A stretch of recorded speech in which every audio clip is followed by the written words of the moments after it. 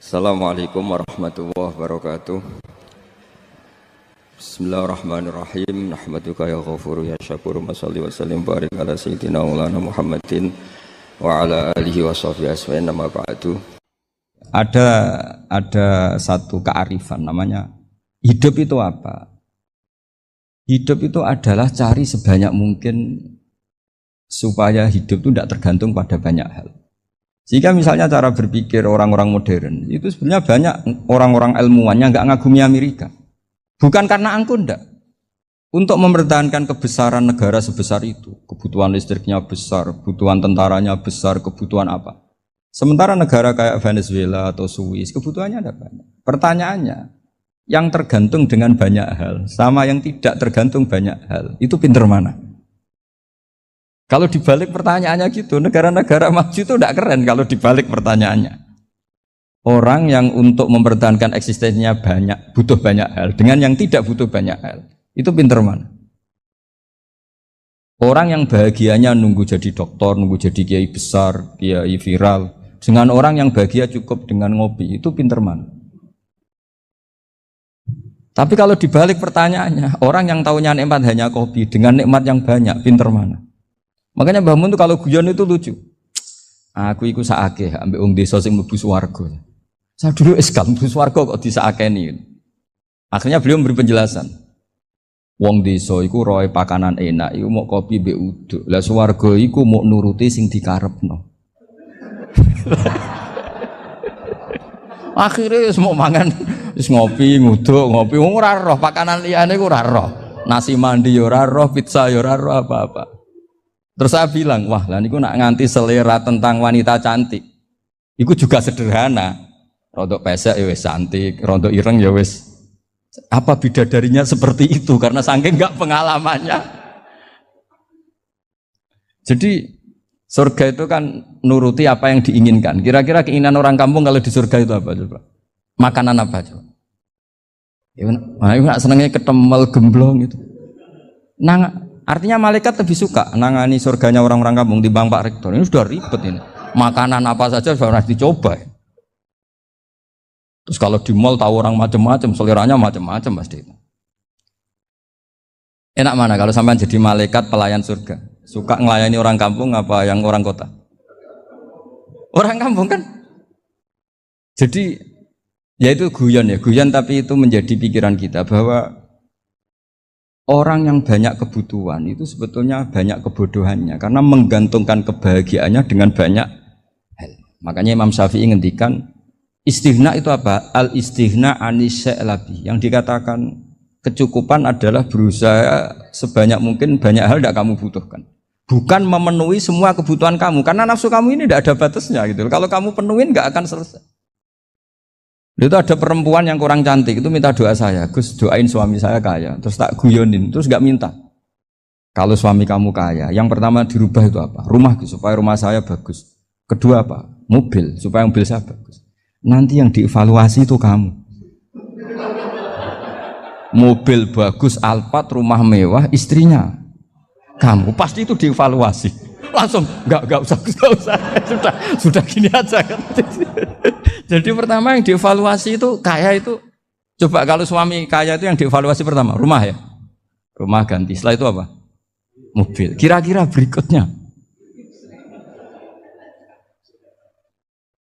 akhirnya sudah nggak jadi. Nabi Ibrahim itu pernah minta umur panjang, keren umur panjang. Sama Allah nggak dijawab. Datang orang tua gitu mertamu ke Nabi Ibrahim. Terus disuguhi dikasih kurma. Apa itu? Kok kurma apa? Anggur yang sudah matang sekali. Sudah dimakan. Setelah dimakan meler keluar lagi. Dimakan lagi meler lagi. Terus Nabi Ibrahim masuk lagi ke kamar. Ya Allah, doanya tak cancel. Nanti kalau saya tua kayak itu. Jadi Allah itu gak jawab langsung tapi ngirimkan itu. Akhirnya ya Allah gak jadi. Nanti takut itu. Saya pernah ngalami jadi kiai tadi ada ibu-ibu ya gak pati cantik lah. Suaminya itu miskin sekali. Minta doa saya supaya kaya. Bareng tak kasih pertimbangan itu udah gak usah gak jadi. Jadi itu kearifan. Tapi kearifan ini harus kita tanamkan. Saya nggak bisa membayangkan Indonesia yang besar ini, andai kan tidak ada qanaah, nerimo ing pantum. Coba sekarang ada Covid.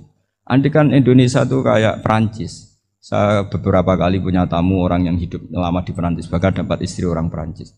Itu dulu nggak begitu mencintai Indonesia. Tapi setelah di Perancis 2 tahun, wah Indonesia hebat. Di Perancis itu kata dia kalau cerita, semua kebutuhan masyarakat itu dibebankan ke negara. Apa saja minta negara, apa saja nyoal negara. Sementara Indonesia, coba kalau Indonesia mengalami seperti ini kok tidak ada qanaah rimo ing pantum, bisa kios Indonesia. Orang miskin nyalahkan negara, kelaparan nyalahkan negara, apa saja. Tapi barokahnya dididik kiai, jogeman nyalahno wong liya. Urip romo ing pandum, diame. Sampai gak ngerti kalau Covid. Banyak tuh orang-orang kampung itu, orang lugu-lugu itu. Mbah niki saking Covid, salam ning Covid, muga-muga umure panjang. Dikira Covid itu nama orang yang ahli sosial itu. Mbah niki dana saking Covid. Matur nuwun sampekno salamku, muga-muga umur panjang. Bingung kan yang nganterin ini. Ini gimana yang mau menjelaskan? Memang nggak paham. Ribet kan. Tapi saya pastikan bahwa dengan keadaan seperti ini kita bahagia, kita stabil, itu jelas barokahnya kalimat tadi, moto tadi atau pegangan hidup tadi. Makanya disebut al-ibarat qutun li'ailatil mustami'in, bahwa redaksi atau kata-kata atau pegangan atau filosofi hidup, apalah namanya itu adalah penyemangat. Penyemangat.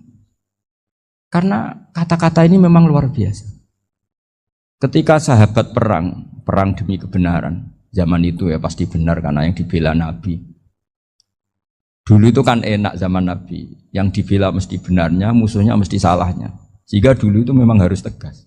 Kalau sekarang mau tegas gimana? Yang kamu bela tidak mesti benar, musuhnya tidak mesti salah. Ribet kan kalau misalnya saya tukaran sama Pak Rektor, kamu mau bela mana kan bingung. Saya tidak mesti benar, saya tidak Nabi. Pak Rektor apalagi nggak mesti benar lagi kan? Ribet kan? Jadi kalau kita mau perang sekarang itu mau pede gimana? Enggak. Makanya banyak ulama sekarang tuh mau tegas tuh nggak berani karena ya banyak hal yang abu-abu lah wilayahnya. Misalnya pilihan presiden atau pilihan bupati, pilihan menteri. Kamu mati-matian bela itu, yang kamu bela tidak mesti benar, musuh kamu tidak mesti salah.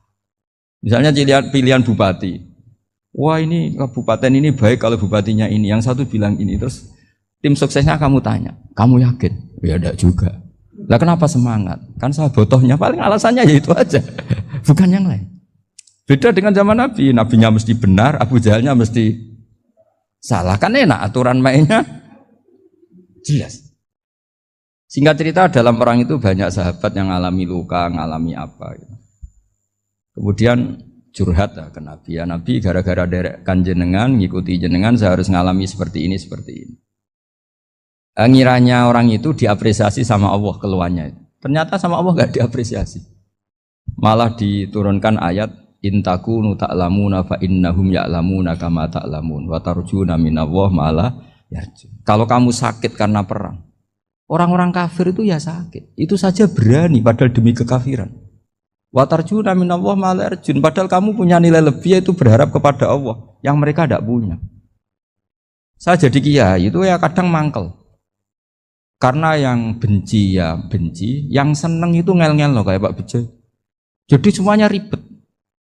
Nah iya, yang benci ya ganggu, yang seneng ya ganggu, tambah nemen. Seribet.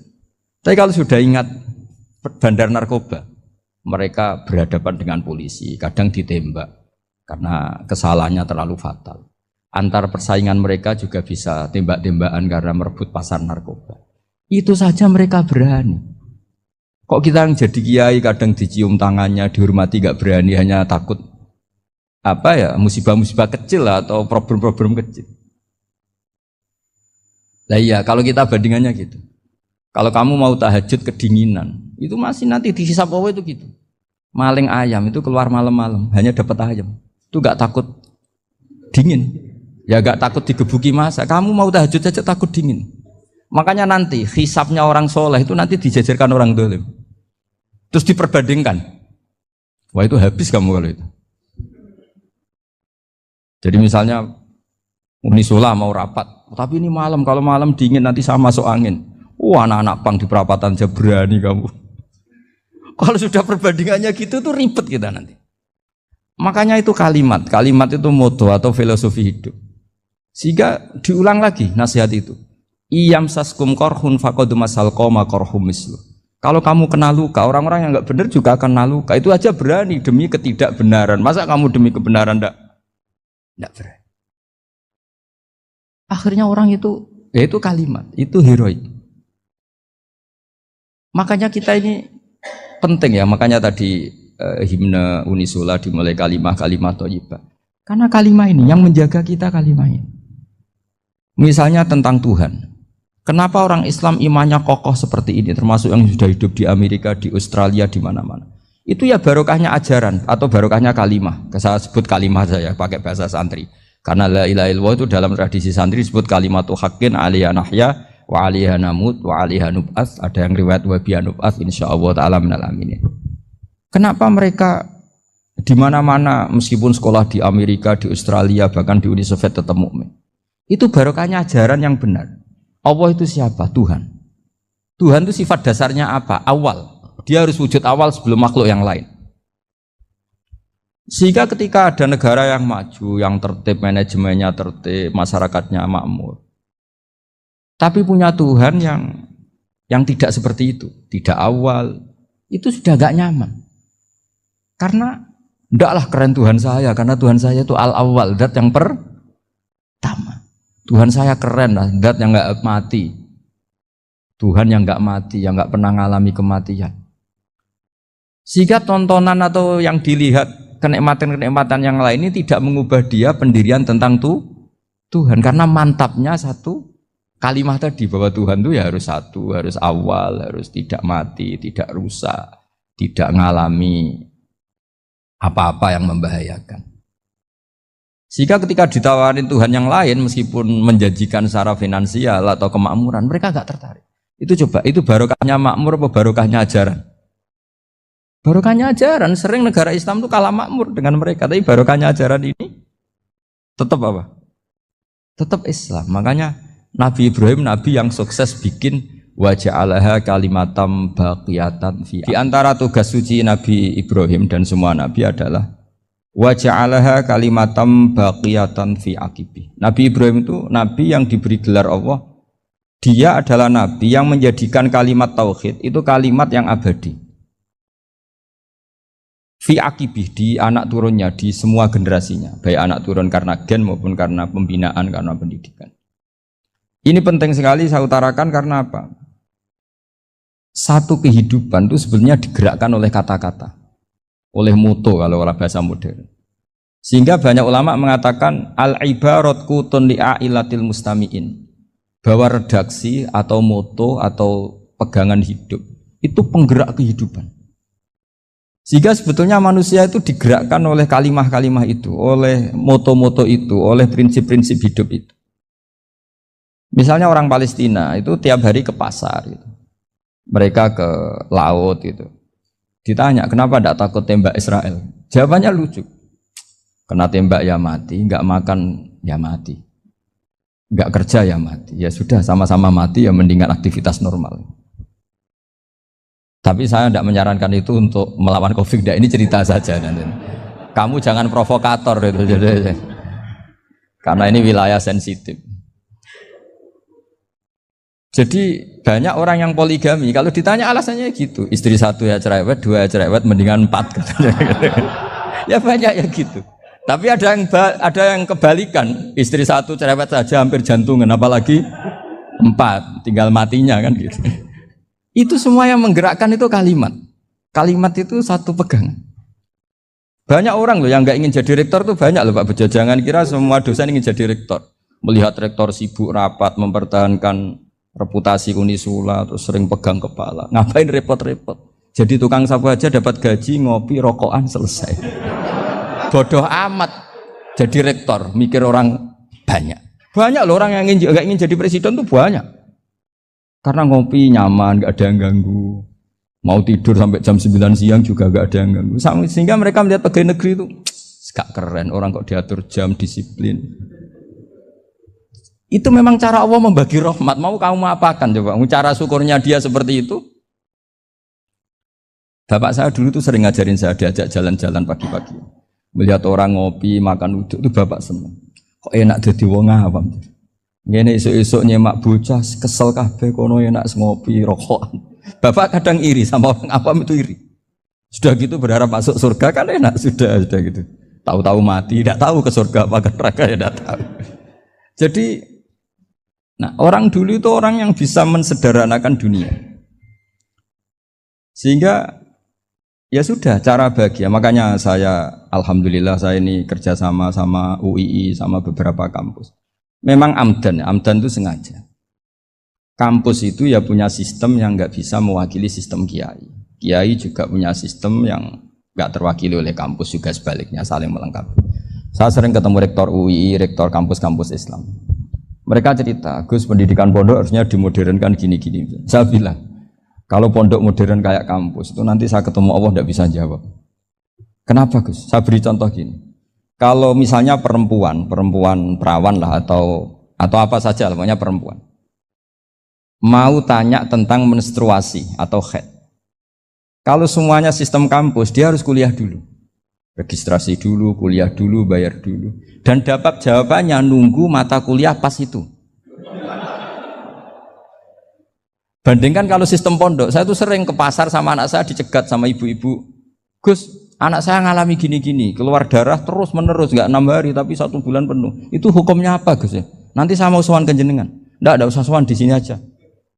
Ya sudah. Sebelum mengeluarkan darah yang rutin seperti itu biasanya haidnya berapa hari? 6 hari ya sudah ikut yang 6 hari, yang lainnya istighatsah. Ngoten tok Gus, ya udah ya. Begitu terus di masalah udhiyah. Ya coba kalau semuanya pakai sistem kampus, daftar dulu, bayar dulu. Jadi ini nggak ada jawabannya, nunggu mata kuliah itu.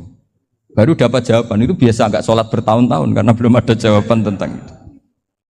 Nah itu kalau misalnya orang mati, tahunya cara memulasara jenazah itu nunggu kuliah dulu, pas mata pelajaran itu dulu, baru menangani orang mati. Berarti orang mati itu tergeledak semua. Tapi kalau kiai kan enggak.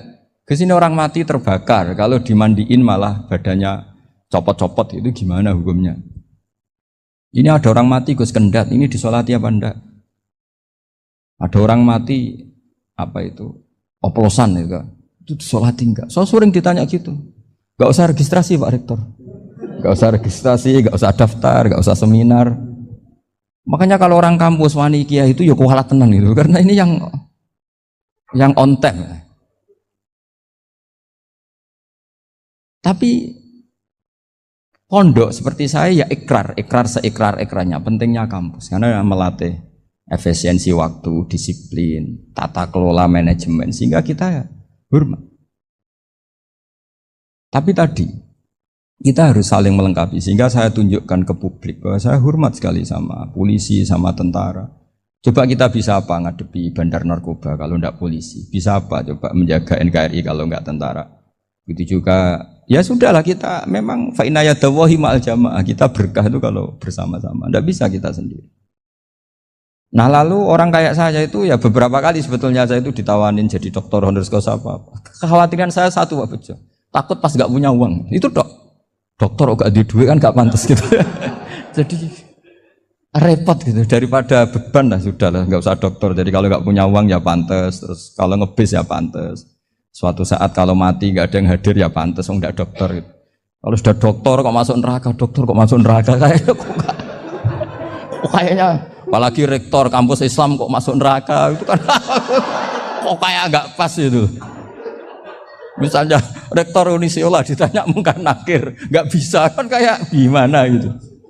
Makanya harus sering ngaji saya supaya nggak malu di depan mungkar nakir. Masa rektor ditanya mungkar nakir nggak bisa.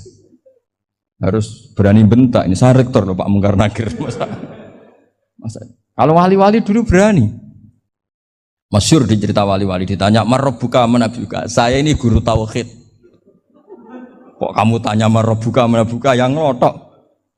Kamu tidak pernah ngaji, enak aja tanya. Jadi wali-wali itu ya rileks ngadepi mungkin. Saya akan rileks wali di Bang Pak Rektor. Saya yakin itu. Karena wali itu lebih dekat Allah. Tapi ini kesalahan yang tidak maksiat. Insya Allah dimaafkan Allah Subhanahu Wa Taala ini karena kesalahan itu ada dua. Ada kesalahan yang maksiat, ada kesalahan yang tidak maksiat. Saya punya komitmen terhadap agama ini. Baik tadi yang dikatakan Pak Rektor, ada unsur ulama, ada unsur habaib, ada unsur pengusaha, ada unsur birokrat. Di antara kenangan-kenangan saya dari Syekhina guru kita bersama Kiai Haji Maimun Zubair, beliau itu sering dawuh, sering ngendikan, dan itu saya sampaikan juga ketika 7 hari wafatnya Agus Robah, cucu Mbah Maimun, putra Agus Subah. Di antara yang beliau katakan itu adalah sok hak agama itu sing gawe pegawai negeri. Itu berkali-kali beliau ngendikan gitu. Ya saya agak bantah. Lah kalau santri, Bah, ya santri karuan mesti gawe agama, tapi sok ben sing gawe pegawai negeri. Setelah saya jadi kiai dan penelitian, saya itu berkali-kali didatangi dokter, tentara, juga polisi. Mereka sering bilang gini, Gus saya ini dokter negeri.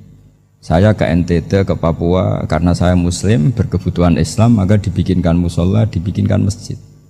Kalau kiai tidak bisa, bikin sendiri urunan mau narik siapa. Mau narik tarikan di jalan yang mau nyumbang siapa. Tapi kalau kebutuhan negara, karena tugas negara, ya difasilitasi negara dan tidak dianggap misionaris karena negara. Begitu juga di beberapa negara yang non-muslim kayak di Argentina, di Venezuela, itu ada masjid, ada kajian Islam ya karena duta besar. Dan itu aparat negara. Disinilah kearifan para ulama berkoalisi dengan umarok dengan makna yang positif bahwa agama ini harus ditopang umarok, sistem negara. Tentu di situ ada tentara, ada polisi, ada macam-macam. Kita sebagai kiai juga enggak berdaya di depan para bandar narkoba apa-apa kalau enggak ada BNN.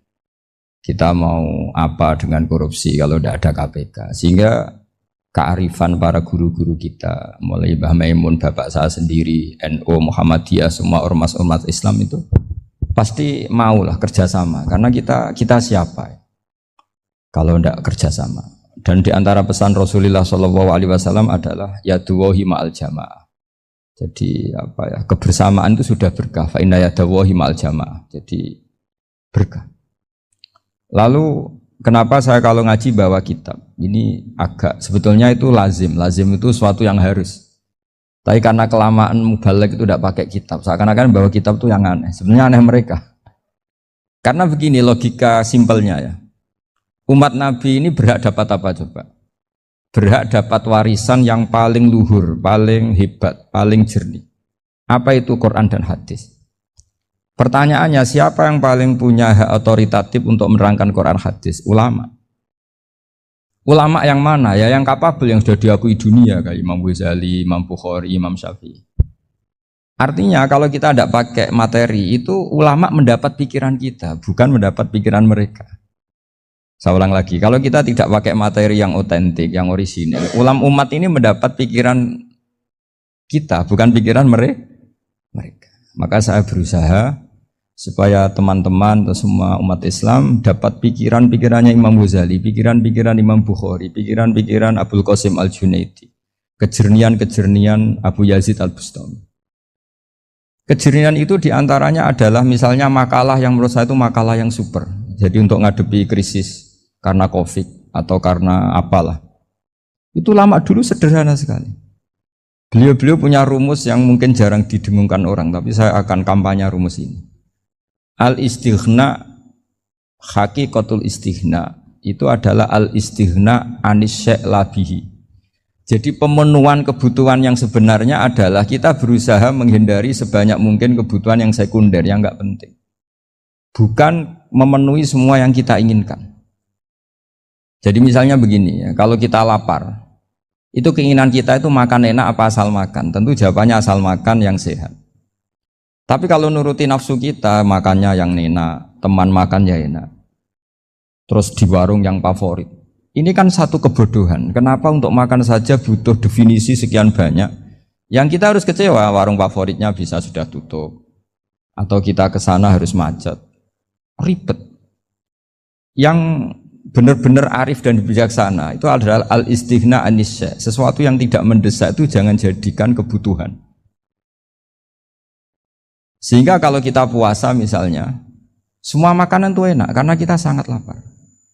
Sehingga Abul Qasim Al-Junaidi ketika ditanya, ma'idamu to'am, lauk makanan itu apa? Jawabannya lucu, alju, lapar. Kalau kamu lapar ya semuanya enak. Ini sudah mulai hilang. Kita bilang makan enak itu ya sate, ya gulai, ya pizza yang kita senang. Akhirnya apa? Untuk nikmati nikmatnya Allah itu kita jadi ribet. Apalagi yang orang-orang fasik harus ditemani perempuan yang tidak halal misalnya, atau harus ada ajudan, ribet. Nah pertanyaannya, orang yang ribet sama yang nggak ribet itu pinter mana? Pinter yang nggak ribet. Nah ini kearifan-kearifan yang mulai hilang. Lalu siapa yang bisa mewarisi itu? Ya ulama. Jadi ulama itu cara berpikir sebenarnya simple. Makanya mereka sering kalau tahajud itu, di antara makalah Sayyidina Ali paling terkenal dan yang menjadikan beliau punya derajat yang luar biasa itu adalah kafani izzan antakuna li robban wa kafani fakhron an akuna laka abdan. Ya Allah, saya ini sudah begitu mulia, begitu terhormat dan sangat-sangat terhormat karena yang menjadi Tuhan itu Engkau. Jadi rumus pertama itu karena menjadi Tuhan itu Engkau. Hanya Tuhan yang abadi, Tuhan yang pertama, hanya Tuhan yang al-awwal. Coba ya Allah, kalau saya ini punya Tuhan Fir'aun, punya Tuhan mati jadi tontonan lagi, itu kerennya di mana coba? Andai kan kita punya Tuhan Fir'aun, atau punya Tuhan yang asal usulnya manusia, apapun hebatnya manusia itu, kita punya Tuhan manusia itu.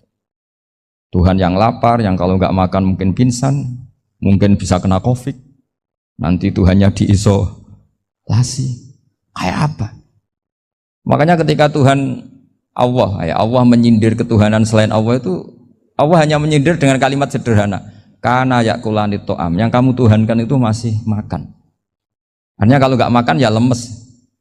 Jadi lama-lama ada orang gini, alhamdulillah tadi Tuhan mampir ke saya, kelihatannya lapar, setelah tak kasih makan sehat lagi. Susah nggak punya Tuhan yang seperti itu. Beda dengan Tuhan kita, Tuhan yang nggak butuh makan, nggak butuh minum, al-qayyum, zat yang berdiri sendiri tanpa butuh yang lain, al-awwal. Sebelum ada langit bumi sudah ada Tuhan kita yaitu Allah. Bandingkan dengan Tuhan-Tuhan yang dipertuhan yang lain, yang adanya setelah bumi, misalnya Fir'aun dan sebagainya.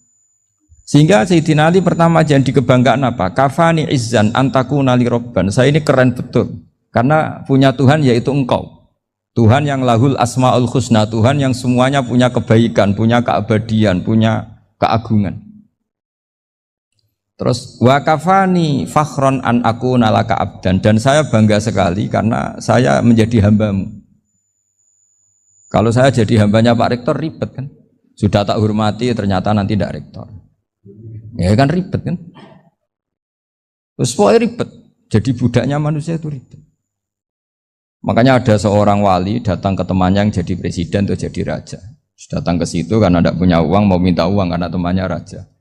Setelah sampai sana ternyata temannya ini karena orang soleh pas berdoa, ya Allah saya minta ini, minta ini, minta ini. Terus si wali tadi pulang. Kenapa kamu pulang? Ternyata dia sama, masih minta-minta kayak saya. Jadi sederhana dia. Sama-sama minta kamu, minta zat yang kamu mintain. Katanya.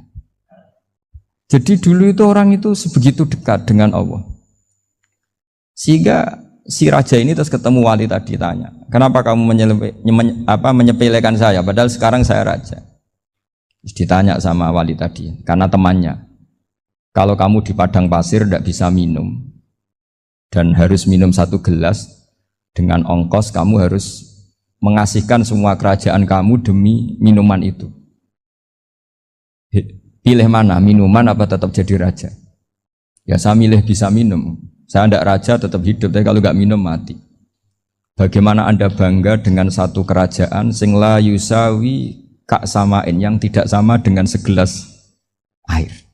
Jadi artinya terus mereka melihat jadi raja itu ya biasa, jadi presiden biasa, jadi rektor biasa. Karena mereka biasa berlogika, hakikatul izzah itu ya at-taqarrub ila Allah, yang benar-benar terhormat itu ya dekat dengan Allah. Begitu seterusnya mereka bikin paradok-paradok yang aneh, tapi itu menjadi pelajaran. Bapak saya Ki Nur Salim itu senang baca anekdot Nasiruddin Koja.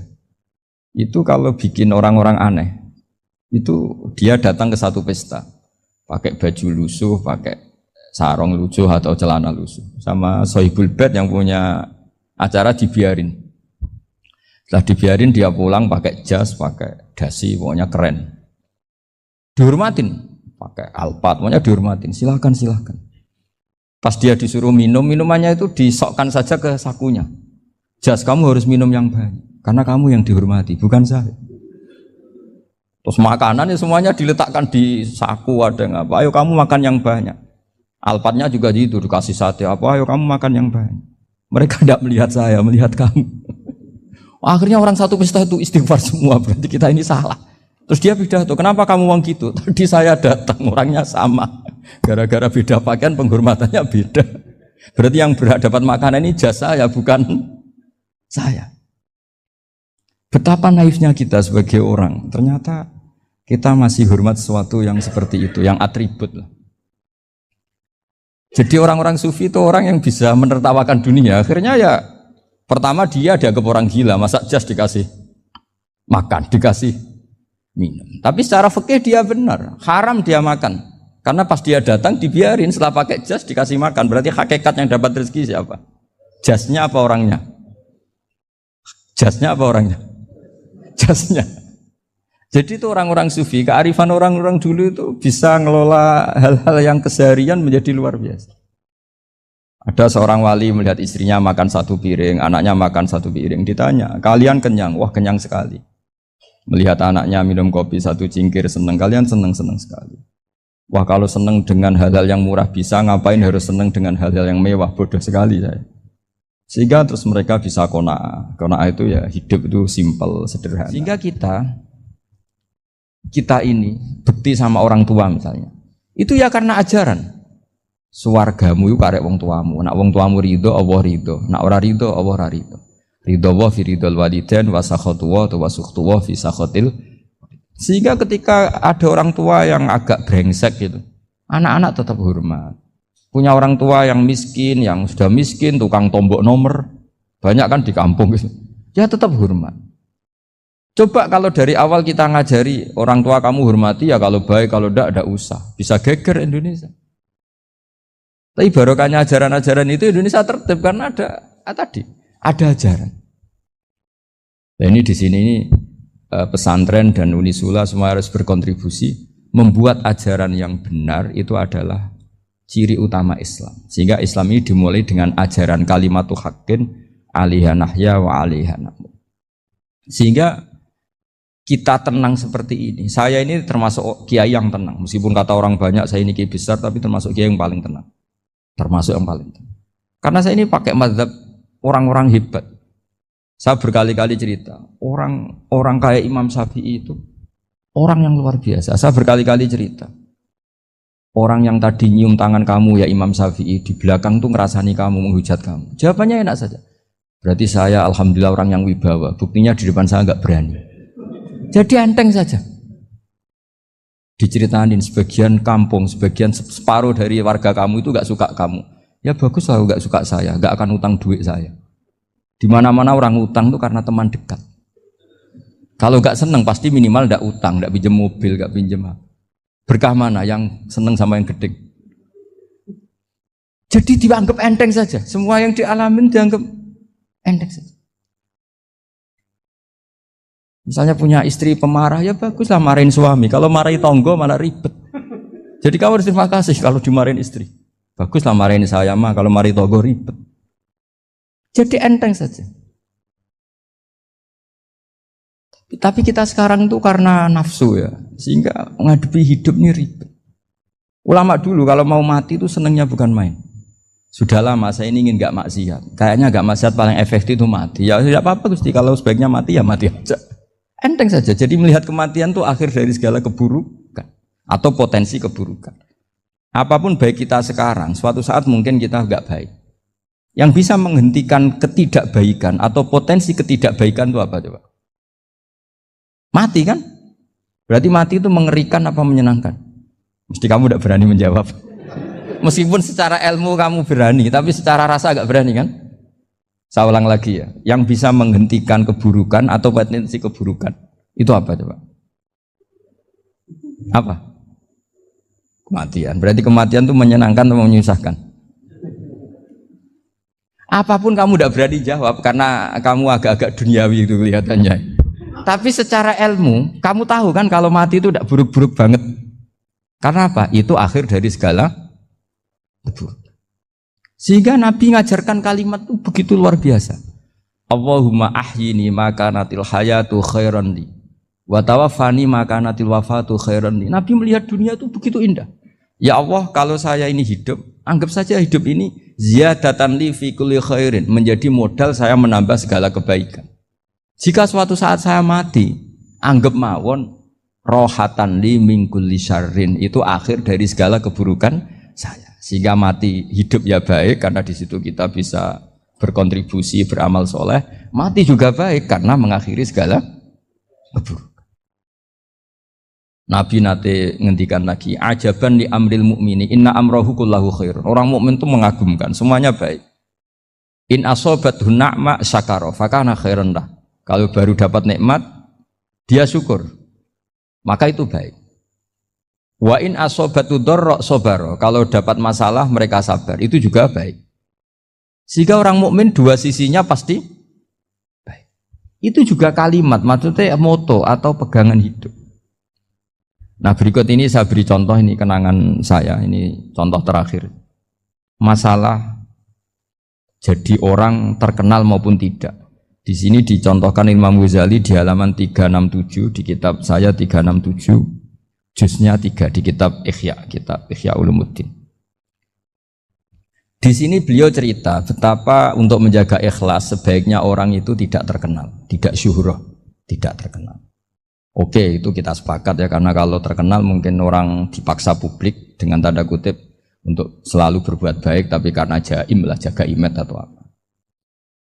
Tapi ketika dibalik pertanyaannya, kamu rela yang terkenal itu orang nggak benar, sementara yang orang benar itu nggak terkenal. Lalu masyarakat taunya yang tidak benar. Kalau pertanyaannya dibalik gitu, orang baik wajib terkenal enggak? Kalau pertanyaannya dibalik seperti itu.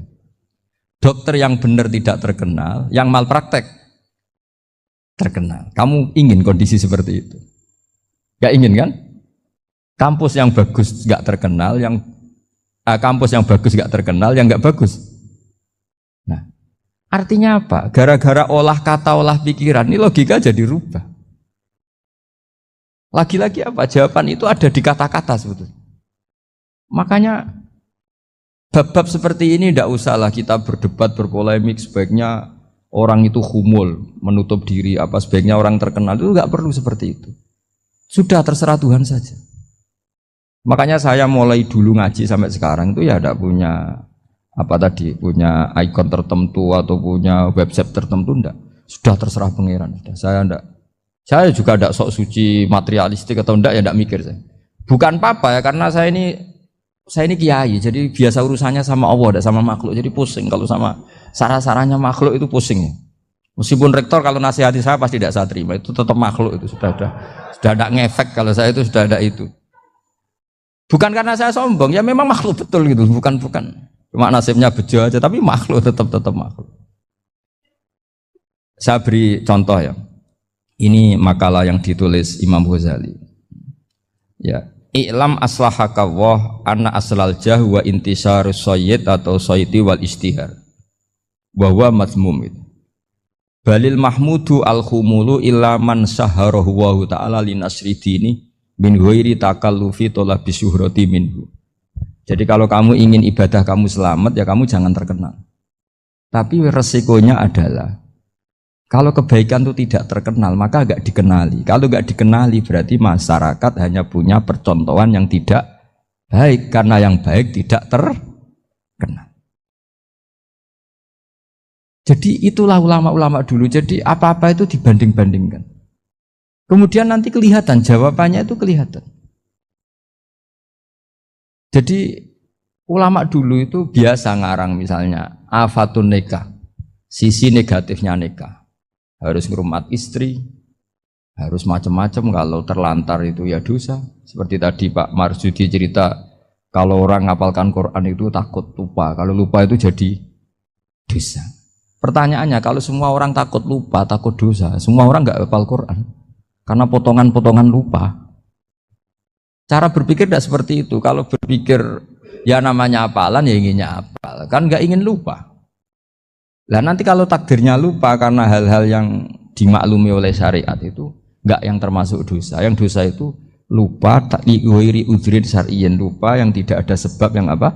Syar'i. Tapi lupa bawaan EQ-nya tidak bagus. Lupa bawaan sering dibentak. Oh itu nggak masalah karena bawaannya orang tertekan itu ya lupa. Coba kamu hafal Quran, terus punya kredit jatuh tempo, pas hari itu aku yakin nggak cerdas sudah. Itu bawaannya orang tertekan itu pasti lupa. Jadi ya saya teruskan ya. Jadi terus ada makalah yang sangat bagus sekali tentang itu. Saya baca ya. Wa yadullu ala dzalika anna Allah azza wa jalla amaral anbiya'a bi idharil amali lil iktida wa khassahum bi mansibin nubuwah. Wa la yajuzu ayyudhanna bihim annahum khurrimu afdhalal amalen. Jadi orang yang terlalu mendewa-dewakan khumul itu menutup diri. Oke itu baik karena dengan khumul, dengan menutup diri Anda tidak riya, Anda tidak pamer. Tapi kata Imam Ghazali, kamu juga harus ingat di antara syaratnya Nabi itu harus mengumumkan kalau beliau itu seorang Nabi. Harus memaklumatkan kalau beliau seorang Nabi supaya bisa diikuti. Caranya sholat harus diumumkan sehingga Nabi itu mengatakan harus jamaah. Karena dengan cara jamaah itu bisa shollu kama ra'aitumuni sholli. Coba kalau Nabi sholatnya nggak diperlihatkan, kamu harus sholat yang benar. Caranya gimana ya Rasulullah? Itu rahasia. Bingung nggak kira-kira? Bingung nggak? Ya misalnya amal rahasia selalu lebih baik. Terus ada pertanyaan, Nabi ngendikan kamu sholat yang benar. Caranya gimana Nabi? Ya itu rahasia. Terus gimana coba? Tapi Nabi ngendikan apa? Shollu kama ra'aitumuni usolli. Ya sudah kamu sholat, niru saya sholat. Berarti Nabi sholatnya diperlihatkan apa disembunyikan? Diperlihatkan. Jadi begitu juga saya berkali-kali bilang, orang tahu kalau itu bidan ya berdasar tulisan itu bidan. Tahu kalau itu dokter gigi ya itu dokter gigi. Jangan sampai gara-gara tidak ada tulisan mau beli alat bangunan di dokter gigi. Mau periksa gigi di toko bangunan. Gara-gara apa? Nggak ada maklumat. Nah, di sini ulama-ulama selalu memaklumatkan dirinya. Termasuk Imam Ghazali ketika ngarang kitab dinamai Ihya Ulumuddin, bahwa kitab ini bisa menghidupkan ilmu-ilmu agama yang mulai hilang. Begitu seterusnya. Jadi ini ngaji ya. Jadi orang itu harus ngerti. Jadi jangan nuruti emosi sendiri atau logika sendiri. Bahwa saya suka humul, ya monggo. Agama Islam menyediakan sarana itu. Uzlah itu ya punya sisi kebaikannya sendiri. Tapi syuhrah terkenal asal tidak nuruti nafsu juga punya sisi kebaikannya sendiri. Setidaknya umat ini punya satu master kebaikan yang mudah diakses. Tapi tadi saya ulang lagi, jangan karena hadzun nafsi, jangan karena kepentingan pribadi. Makanya di sini disebutkan wa yadullu ala dzalika ay ala syuhrah anna Allah taala amaral anbiya bi idharil amal lil iktida. Allah selalu memerintahkan para nabi kalau ngamal kebaikan ya harus dimunculkan supaya bisa ditiru. Yaitu tadi kita tidak bisa bayangkan kan kalau misalnya Nabi menyuruh kamu harus sholat yang benar, kemudian sholatnya Nabi sembunyi. Lalu ditanya, Nabi saya niru siapa? Wah itu rahasia, kamu nggak boleh lihat sholat saya takut tidak ikhlas. Ribet kan? Sehingga jamaah itu statusnya tetap harus. Nah bedanya harus ini ulama berpendapat harus yang apa? Fardu kifayah. Tapi fardu itu maknanya harus. Tapi bukan berarti kalau nggak jamaah sholatnya nggak sah, nggak. Tapi statusnya jamaah tetap apa? Harus. Nah barokahnya harus ini orang yang baru sholatnya langsung benar karena ada yang diikutin. Coba kalau mantan dukun baru sholat terus sholat sendiri, itu mesti mirip mantra. Karena dia tidak ada master percontohannya. Tapi barokahnya ada master, orang paling bodoh pun kalau sholat ya benar. Karena standar ada komandonya, ada imamnya. Sehingga Imam Ahmad malah berpikir keras. Syarat sahnya sholat itu harus jamaah. Cara pikirannya Imam Ahmad keras sekali beliau. Jika kalau orang sholat sendiri kok ada orang lain yang maunya berjamaah harus bayar, orang itu harus bayar demi sahnya sholat. Itu madzhabnya Imam Ahmad. Tapi kalau madzhab Syafi'i hanya mengatakan itu fardu kifayah, yang kalau satu komunitas gak mau melakukan semuanya apa? Ya jadi ini sebelum sesi ringan tanya jawab, hanya 2 saja tanyanya, nggak boleh banyak-banyak, nanti nggak pulang-pulang saya. Jadi tak baca lagi biar dapat berkahnya Imam Ghazali. Wa qala qaumun asirru afdalu minal alaniyati. Terus kata sebagian ulama al alaniyah itu afdal minas sirri. Terus diperbandingkan baik yang mana amal dipertontonkan sama ndak. Terus kata Imam Ghazali, kalau orang itu bisa jaga tidak riya, maka sebaiknya dipertontonkan karena kebaikan harus yang muncul, bukan yang tidak baik yang muncul. Makanya ketika Unisula memaklumatkan diri sebagai ingin jadi generasi khairah ummah, itu kalau diterjemah itu kan wow, khairah ummah, umat terbaik. Itu kan kayak agak angkuh. Tapi nggak apa-apa, itu nggak apa-apa. Masa kita kampanye Unisula siap degradasi moral, kan ya lucu kan. Masa jualan gitu kan ya lucu. Ya sudah, kita memang ingin mengkhidmati ummah, berbakti dengan umat, membantu supaya jadi generasi khairan apa? Tidak apa-apa, dimaklumatkan supaya dengan itu umat punya sarana. Oh kalau ingin jadi khairan ummah, kuliah di sini. Jangan lalu enggak gitu. Ya sama kita dokter, maklumatkan saja dokter gigi, dokter kandungan, dokter bedah. Sehingga orang kalau mau bedah ya jangan ke dokter kandungan. Jadi barokahnya maklumat ya. Jadi saya mohon sekali ini, saya sendiri sebetulnya orang yang enggak siap terkenal sebetulnya, tapi ya sudah terserah Allah saja. Kalau itu cara Allah menyebar kebaikan, ya monggo. Pokoknya kita tawakal saja sama Allah Subhanahu wa Ta'ala. Dalam konteks Indonesia, muhasabah itu sudah jadi perilaku ya. Karena dulu orang tua saya, guru-guru saya kalau ngandani itu, bayangkan kalau kamu jadi dia. Jadi misalnya kita mentang-mentang atasan, otoriter sama bawahan. Bayangkan kalau kamu jadi yang bawahan itu kayak apa? Laukun tamakana, kalau orang Arab bilang, bayangkan kalau kamu di posisi dia. Makanya guyonannya orang-orang Indonesia itu kan orang ngaramkan judi gitu, bareng dikasih tahu. Tapi yang menang anak jenengan, alhamdulillah. Ternyata ngaramkan itu karena ada anaknya. Kalau anaknya yang menang ya seneng. Meskipun itu guyonan, tapi saya punya padanan itu dalam kitab Hikam. Nabi Ibrahim itu Khalilur Rahman, tentu bencinya minta ampun sama yang namanya maksiat. Suatu saat beliau diterbangkan di alam malakut. Itu kalau di Hikam saya halaman 15 juga. Saya masih ingat betul. Mungkin kalau Anda beda halaman karena beda cetakan. Atau enggak punya kitabnya. Atau punya tapi tidak bisa baca. Nah itu jadi berbagai kemungkinan. Atau punya tidak bisa baca tapi dianggap jimat. Atau digo pencitraan. Banyak itu kaji-kaji tidak bisa baca kitab tapi di ruang tamunya kitabnya besar-besar. Pencitraan itu, tapi ya bagus lah, nggak apa-apa untuk syiar. Setelah diterbangkan di alam malakut, diperlihatkan sama Allah, ada orang pezina, ada orang syaribul khomri, ada orang mabuk, ada orang macam-macam. Allah tanya sama Nabi Ibrahim, bagaimana pendapat kamu Ibrahim tentang mereka yang maksiat? Kata Nabi Ibrahim, ya Allah habisi saja mereka, mereka hidup di bumi engkau, makan rezeki engkau, kemudian mereka tidak taat sama engkau. Singkat cerita di fase itu, saya ulang lagi di fase itu, Allah nurutin. Sampai sekian peristiwa, mungkin 3 atau 4. Sudah, setelah sekian tahun Nabi Ibrahim lupa peristiwa itu, kemudian beliau diminta menyembelih anaknya. Ini versi kitab Hikam. Memang versinya banyak tentang kenapa Nabi Ibrahim disuruh menyembelih anaknya. Ketika mau menyembelih anaknya, Nabi Ibrahim ragu. Huwa samratu fuadi. Anak saya ini buah hati saya, kenapa engkau suruh menyembelih? Terus kata Allah, apa kamu tidak ingat ketika kamu saya angkat di alam malakut, kemudian kamu usul bunuh-bunuh, saya tidak mempertimbangkan usul Anda, tapi kenapa sekarang saya merintahkan kamu mikir gitu? Terus, ya karena ini anak saya ya Allah. Terus kata Allah, rumang samu wong sumpukon mata ini gak gawean kau sing gawe kowe enak wae usul mata ini. Jadi sebenarnya saya yang bikin, kemudian Anda enak aja usul membunuh. Semenjak itu Nabi Ibrahim itu di eranya itu asfaqun nas, orang paling sayang sama manusia.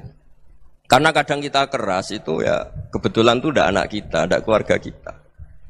Cara orang Jawa itu kan gitu ya, kalau ada perempuan terus macak yang macam-macam pakai sepeda motor cowok terus wah itu luput suwuk semoga-moga gini tapi setelah dikasih tahu niku ponakane jenengan semoga-moga selamat.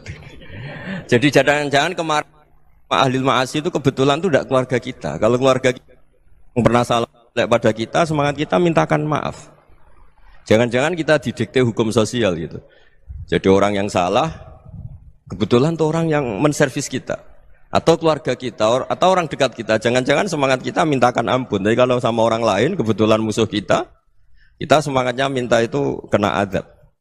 Nah ini yang nggak boleh dalam Islam. Islam mengajarkan niru Rasulullah SAW, Nabi itu rahmatal lil alamin. Bahkan kemarin saya ngaji virtual sama beberapa habaib, ada Habib Ali Al-Jufri dari Mesir, ya, ada Habib Alwi dari Kuitang, ada Habib Nabil Al-Musawa. Dari sekian habaib itu saya masih ingat diantaranya yang didawuhkan rahmatan lil alamin itu ketika Nabi adahu kaumuh disakiti oleh kaumnya dan itu mereka masih kafir semua. Itu mereka dapat doanya Nabi Allahumma hdi qaumi fa innahum la ya'lamun. Kayak apa baiknya Nabi, orang yang menyakiti, yang melukai, tapi Nabi masih berdoa Allahumma hdi qaumi fa innahum la ya'lamun. Sayyidina Umar dapat doanya Nabi itu yakhina kana kafiran, ketika masih kafir didoakan Allahumma aizzal Islam bi Umar. Itu ketika masih kafir. Itu pelajaran bagi kita bahwa yang sedang tidak cocok pun itu berdapat doa kita. Ya doa supaya kondisi kita baik, hari tambah baik. Karena agama ini, saya berkali-kali bilang, limangkana yarjuwa wal yaumal akhir. Agama ini diperuntukkan bagi yang selalu punya harapan pada Allah Subhanahu wa taala. Saya cerita muhasabah ini tentang hubungan kita dengan Allah. Di Indonesia itu banyak orang fasik, banyak orang nakal. Ya di mana-mana orang nakal itu ya mayoritas, wa aksaruhum fasikun. Tapi berkahnya harapan. Mungkin saya kira nakal sok benda, mungkin saya kira sholat sok ben sholat, mungkin sekarang belum sakhok, belum dermawan, suatu saat dermawan. Barokahnya itu kefasikan ini dianggap sementara, sedang fasik, sedang tidak benar. Karena kiai-kiai kita, para guru-guru kita, para habaib utamanya itu mesti bilang semoga husnul khotimah. Nah barokahnya doa itu semoga husnul khotimah itu menjadikan satu pola sosial.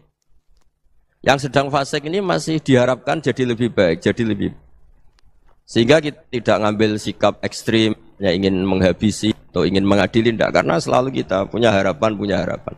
Dan agama ini limangkan yarjuwa wal yaumil akhir. Bayangkan dulu kalau yang nakal itu anak kamu, pasti kamu nggak ingin kan langsung dapat azab, dapat apa? Padahal kita semua jadi tokoh ini abul kulli, bapak dari semuanya.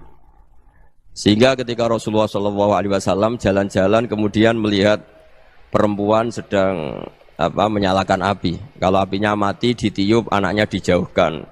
Nanti kalau sudah jauh dari api, anaknya digendong lagi. Terus kata Rasulullah, matur ke semua sahabat, Aro'aitum anna hadih tarihatan waladaha alan nar. Apa kamu berpendapat bahwa perempuan ini akan melemparkan anaknya ke neraka? Tidak ya Rasulullah. Tidak akan seorang ibu melemparkan anaknya ke api. Terus kata Rasulullah, Allahu arhamu min hadih biwaladiha. Allah lebih rahman, lebih rahim dibanding orang tua ini kepada anaknya. Ini yang harus kita kenalkan terus, kita kampanyakan terus, supaya orang hubungannya dengan Allah itu nyaman, asik. Sehingga dengan demikian selalu ada harapan bahwa yang sedang nakal ini suatu saat tobat.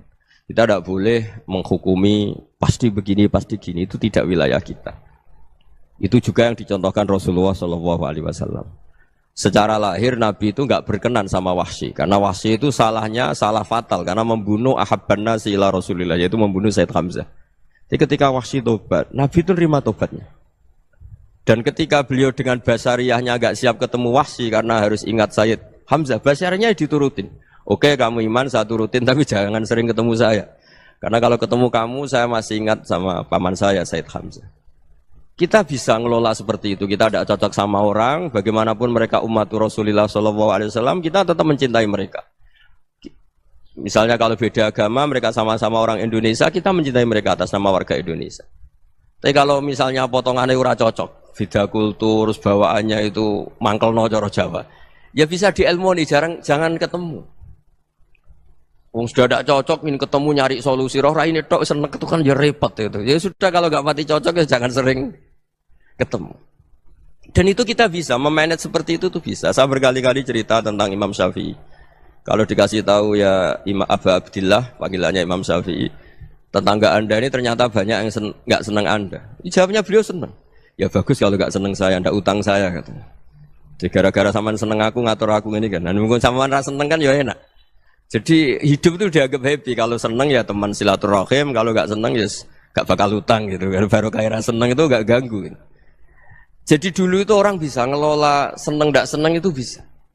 Karena ada kearifan hubungan dengan Allah Subhanahu wa taala. Hidupnya selesai karena masyghul bi dzikrillah. Mereka sibuk dengan Allah. Makanya kata ulama-ulama tasawuf, kamu jangan melihat manusia perilakunya, tapi kamu juga harus ingat yang gerakkan semua itu Allah Subhanahu wa ta'ala. Dengan demikian kita farah, kita senang. Makanya Nabi kalau ngutus Anas bin Malik kemudian enggak kesampaian yang diinginkan karena Anas main, ketika garwa-garwani Nabi agak tersinggung, Nabi andaikan Allah menghendaki yang saya inginkan kesampaian, pasti itu kesampaian. Jadi dianggap kegagalan Anas enggak manggil yang dituju Nabi itu ya kersane Allah, ya enteng saja. Sayyidina Ali lebih parah lagi yang dialamin. Itu dalam beliau kalau dipanggil tuh enggak cepat-cepat ke sana. Ketika ditanya, "Kenapa kamu tak panggil enggak cepat ke saya?" "Amin tu ukubatak." Karena aku tahu engkau orang baik. Orang baik itu pemaaf. Jadi makanya orang-orang soleh dulu itu bodoni itu. Makanya sekarang kalau ada orang bodoni itu mesti bidik orang soleh. Kalau orang-orang soleh itu kakean husnudzon akhirnya sering dibodonin. Abdullah bin Umar itu masyhur itu. Kalau ada budaknya sering sholat, sergap sholat itu dimerdekakan. Akhirnya enggak sholat pun pura-pura sholat. Akhirnya juga dimerdekakan. Ketika ditanya, kenapa engkau merdekakan? Padahal mereka sholatnya menipu engkau, kata pembisik-pembisik itu. Man khoda'ana lillah in khoda'na lah. Dia nipu atas nama Allah, berarti saat tertipu juga atas nama Allah. Enggak masalah dong, semuanya demi Allah Subhanahu wa ta'ala. Jadi ketika kita ketemu mensifati Allah Ta'ala itu ghafir. Allah pemaaf. Jangan kamu enggak fair untuk diri kamu nyifati Allah ghafir, pada orang lain Allah kamu sifati syadidul iqab. Jadi Allah kamu atur, kayak MC tadi ngatur saya. Jadi Allah itu apa? Kalau pada saya ghafir, kalau pada musuh saya syadidul iqab. Itu enggak fair. Kalau Anda punya harapan kepada Allah karena Allah Rahman Rahim, Allah ghafir, sebenarnya Allah pada musuh kita ya bisa saja Allah ghafir, bisa saja Allah Rahman Rahim. Sehingga kita melihat orang lain yang kita tidak cocok itu ya enteng saja. Itu min ummati Rasulillah sing tanaluhu syafa'atu, tanaluhu sa'atu rahmati, tanaluhu fair. Jangan dengan kita kayak mesti dapat rahmat, jangan orang lain kayak Allah pasti syadidul iqab. Itu tidak boleh. Sehingga ketika ada orang Badui, singkat cerita orang Badui ini kencing di masjid, semua sahabat membentak dia. Yang enggak bentak hanya Nabi tok. Saking mangkalnya orang ini karena semua sahabat bentak kecuali Nabi. Setelah dibenarin Nabi, terus Nabi nyuruh Sabbu ali dhanuban min ma'in. Setelah disucikan masjid itu, dia berdoa keras sekali. Allahumma arhamni wa Muhammadan wa la tarham ma'ana ahadan. Ya Allah, yang berhak dapat rahmatmu hanya saya dan Nabi Muhammad, yang lainnya jangan. Karena yang lainnya tuh jengkelin, gitu aja saya salah dimarah-marahin gitu. Jadi kalau kamu doa terbatas ya kayak orang Bedui ini, kayak orang Arabi. Apa kata Nabi? Laqad tahajjarta wasi'an. Allah yang rahmatnya luas menjadi kamu sempitkan. Karena kamu mau atur Allah hanya rahman pada Indonesian Power, pada NU, pada kita, yang orang lain enggak perlu dapat. Itu kan kasihan Islam, karena Islam terus enggak dimiliki semua orang. Allah enggak dimiliki semua orang, Rasulullah enggak dimiliki semua orang karena dipek NU, dipek ormas tertentu, dipek enggak boleh seperti itu. Enggak boleh tahajjarta wasi'an, kata Nabi, enggak boleh mempersempit zat yang rahmatnya itu luas. Ini semoga etika ini kita pakai di Indonesia. Yang sedang fase kita harapkan lebih baik. Yang sedang nggak dapat hidayah kita doakan dapat apa? Hidayah. Masyhur kan, makanya tadi saya mohon sama Habib Ali supaya Habib Ahmad supaya tetap mahalul qiyam, tabaruk sama Habib Ali. Di antara doa-doa di Simtud Duror masyhur itu antuqa bilal mudhniba minnah bil ghufran wal musi'ah bil ihsan. Jadi harapannya para habaib, para orang-orang baik dulu ya, semoga yang dosa itu dimaafkan, yang sedang salah dibuka, bikin lebih baik. Nabi itu tugasnya juga gitu. Wastaghfir li dzambika walil mu'minina wal mu'minat. Nabi itu tugasnya juga memintakan ampun yang sedang salah. Nah ini cobalah jadi etika kita, muhasabah kita. Jadi muhasabah itu cara berpikir kita set, kita pikir ulang. Ternyata semangatnya seorang nabi itu wastaghfir lidzambika walil mu'minun. Semangatnya itu memintakan ampun. Orang ahli tafsir tahu semua kalau nabi itu tidak mungkin dosa. Jadi itu khitabun nabi wa urida bihi ummatu, itu khitab nabi tapi yang dimaksud itu umatnya, karena nabi tidak akan mengalami dzambun, tidak akan mengalami dosa. Sekarang enggak, kadang-kadang kita ini kalau orang lain salah itu semangat. Kalau di perusahaan ada teman salah, apalagi pimpinan salah itu seneng. Barokahnya salah bisa ganti kan gitu. Jadi kalau mungkin di dunia tokoh juga gitu, barokahnya ada tokoh salah, kita yang jadi populer sendiri, tidak boleh seperti itu. Kita harus salimus sodri di jami'il muslimin. Jadi ini harus dilatih. Saya tadi matur sama Habib Ahmad, latihan kita jadi hidup. Nabi itu kalau resep jadi wali itu kata Nabi gampang. Kata Nabi, kalau kamu ingin disenangin Allah, ya sudah, kalau kamu asbahta, amseta, gini-gini, perasaan kamu, kata Nabi, jangan punya perasaan ghil sama orang muslimin. Itu sudah, wadzalika min sunnati. Makanya Nabi ngendikan, la yablughni ahadun an ahadin syai'an. Ada yang baca, la yuballighni ahadun an ahadin syai'an. Seseorang jangan melaporkan ke saya tentang salahnya yang lain. Fa inni akhruju ilaikum wa ana salimus sodri. Karena saya ingin ketemu sampean semua dalam keadaan salimus sodri, tidak punya perasaan apa-apa. Karena kalau nurutin membisik, nurutin informasi itu ya repot, karena orang pasti sepihak. Ada kiai yang top, datang ke kampung-kampung ning desa-desa. Kata yang seneng itu punya akhlak.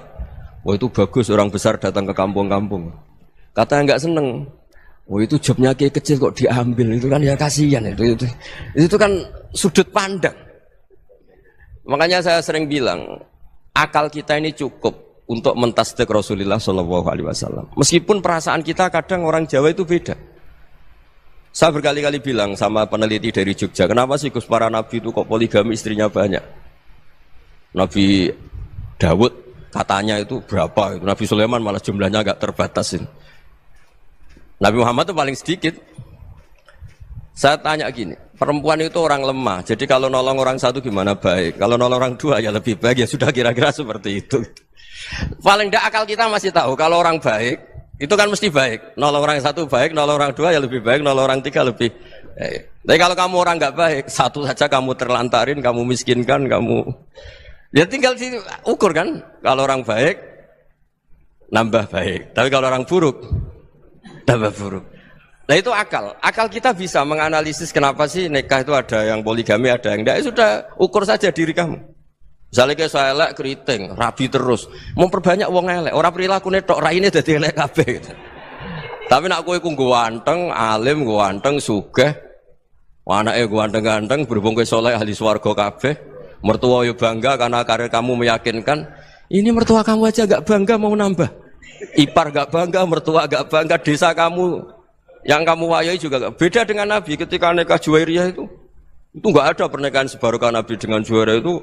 Azharu Rasulillah, di situ habis perang banyak tawanan, gara-gara jadi bisanya Nabi langsung dibebaskan semua karena Azharu Rasulillah. Sekarang bisanya Kanjeng Nabi. Dulu Abu Sufyan mangkalnya bukan main sama Nabi, gara-gara putrinya dinikah terus langsung jadi.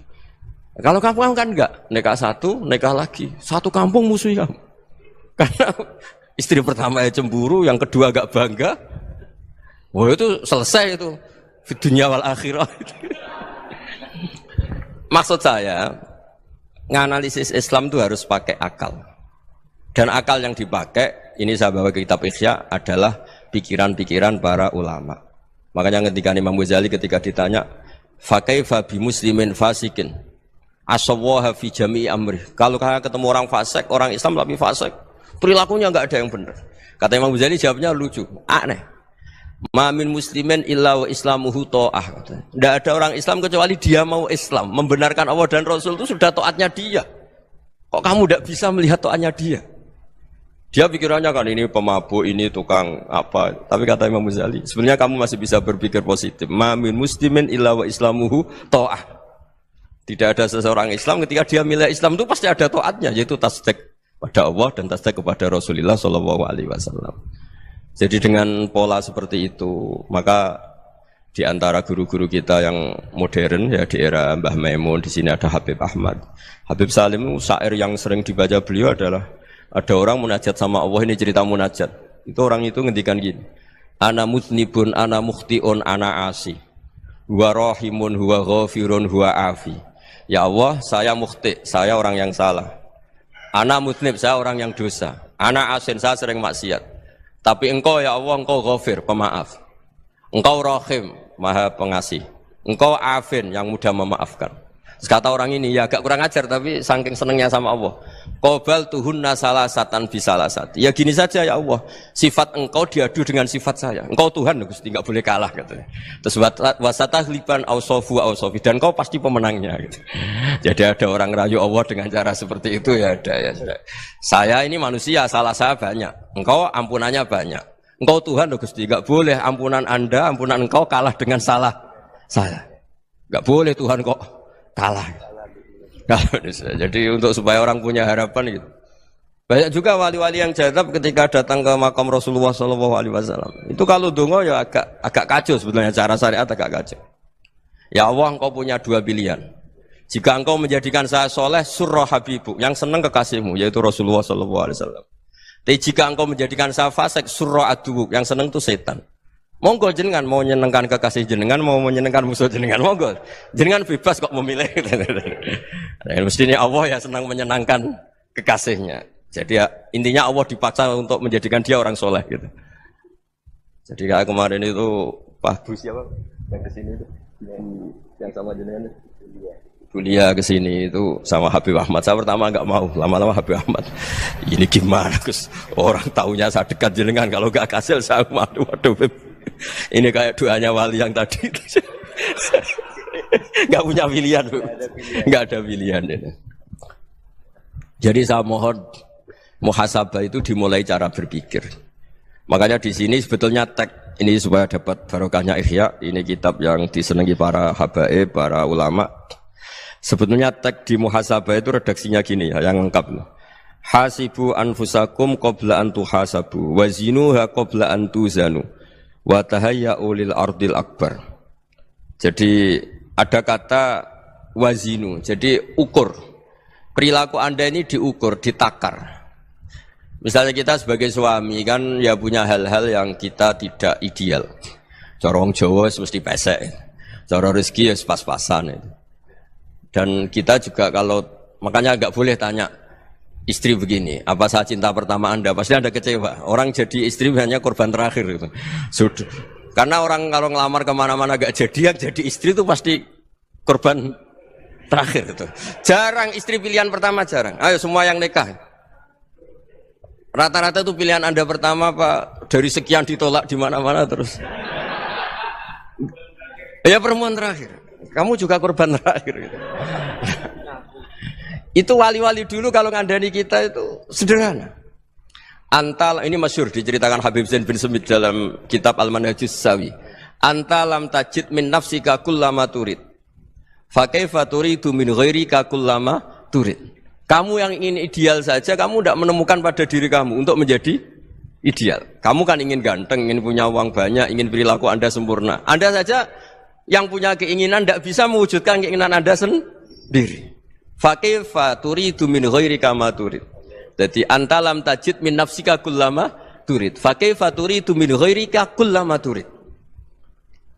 Kamu yang punya keinginan saja. Misalnya saya ingin punya uang banyak, perilaku saya selalu benar, enggak pernah salah. Loh, saya yang ingin saja dengan diri saya enggak bisa untuk benar terus. Kok kamu berharap orang lain selalu benar? Jadi antalam tajid ya sama.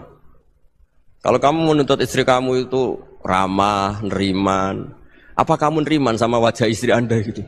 Engkau ya pola neng dindi jajaki sana jajaki sini, kamu sendiri tidak pernah apa. Jadi itu nasihat yang luar biasa. Antalam tajid min nafsika kullama turid, fa kaifa turidu min ghairika kullama turid. Kamu mau menghormati semua orang? Tidak mau kan? Kemudian Anda berharap semua orang menghormati kamu.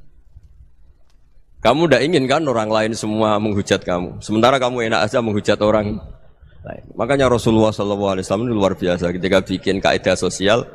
Apa la yu'minu ahadukum hatta yuhibba li akhihi ma yuhibbu li nafsi. Jadi kalau ukuran iman itu sederhana. Kalau sesuatu itu baik, nyaman bagi Anda ya bayangkan itu pada teman Anda. Misalnya Anda bangun tidur sudah acak-acakan, enggak punya uang, utang jatuh tempo, kan enggak ingin ketemu orang.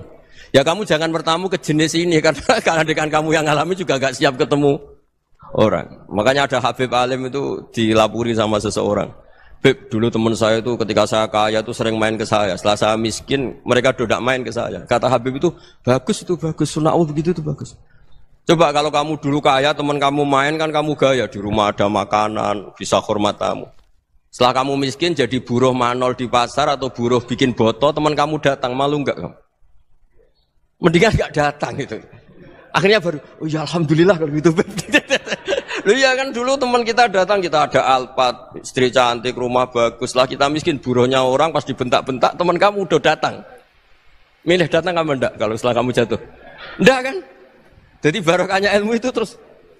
Ya, tapi kadang-kadang orang tuh, wah setelah saya miskin teman-teman enggak kasih ke sini. Ya kalau kamu sudah jatuh, teman-teman kamu situ jadi tontonan. Ya mulai sekarang cara berpikir itu dirubah.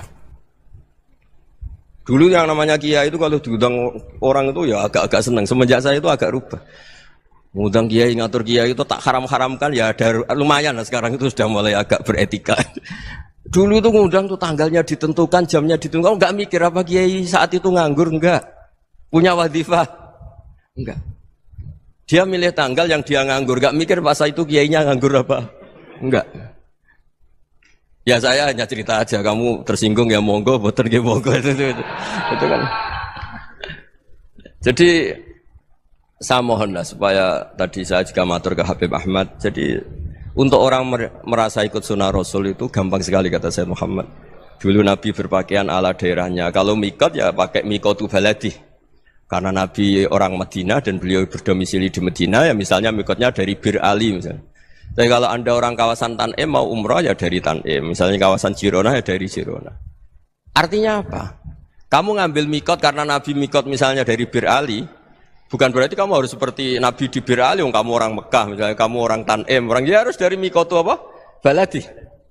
Sama, makanya di fikih-fikih itu kalau tahnik anak, Nabi orang Arab, halawiyatnya kurma ya kurma. Kalau orang Jawa sedegan, semua podo-podo. Ya podo-podo manis. Jadi ini tabaruk sama Sayyid Muhammad, ini ada murid beliau Habib Ahmad, saya baca supaya orang itu merasa ikut Nabi itu gampang sekali. Ini saya baca ya di halaman tadi disaksikan Habib Ahmad 433 di kitab apa ini? Manhajus Salaf fi Fahmin Nusus. Itu kata Sayyid Muhammad, wa kanat sunnatu Rasulillah annahu yat'amu ma yajiduhu fi ardi wa yalbasu ma yajidu wa yarkabu ma yajidu mimma abahu wa ta'ala. Faman istamala ma yajidu fi ardi fa huwa al-muttabi' lis-sunnah. Kama annahu hajjal baita min madinati. Faman hajjal baita min madinati nafsi fa huwa al-muttabi' lis-sunnah. Wa illam takun hadhil madinatu tilka. Jadi intinya misalnya Nabi dulu itu ngasih sedekah kepada fakir miskin ya pakai dinar, dirham.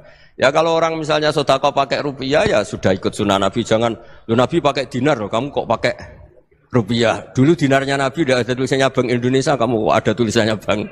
Ya tidak ada seperti itu. Ya jadi misalnya Nabi sedekah pakai tamar atau pakai al-aqid, ya kita pakai beras, pakai apa. Supaya orang tuh bahwa Rasulullah itu milik kafatal linnas, milik semuanya. Sehingga merasa ikut sunnah Nabi itu ya semuanya. Makanya dulu Mbah Mun kalau motivasi saya supaya bombong, kalau orang Jawa bilang bombong.